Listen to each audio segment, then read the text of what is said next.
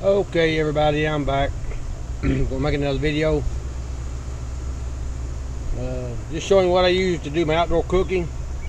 I'm out here outside my house right now, but I cook on the lake, I cook on the river. Colman stove, cast iron cooking. Bought this griddle today. Flat on one side with a tray to catch the grease. Looks like a griddle on the other side.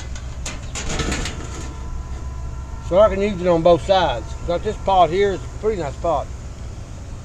Got the brand name, it's upside down in the camera, but anyway. Had some trouble with that thing rusting and cleaned it 2 or 3 times. Had a friend clean it, and my daughter gave me this pot, not sure about it. It's been sitting a long time. Had grease in it when she gave it to me, but I boiled it on the stove, boiled some water in it. A little rusty, a little rough looking. Anyone got any tips on how to fix that, let me know. But my favorite cast iron is my large skillet. Picked it up at the flea market for $7. Large, and look at how the cruddy stuff. It's like it's crumbly, but it does not fall off. And I use the wire brush. No, it's not coming off.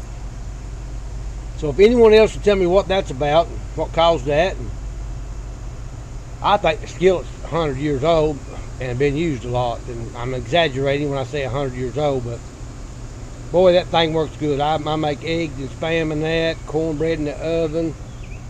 So that's what I use for my cast iron cooking and cooking on the lake, cooking on the river. I'm going to stop the camera now and come up with the next video of what I'm cooking. Beans and cornbread on this griddle. How do you make beans and cornbread? Well, I'll fix it and show you in my next video. I'll be back.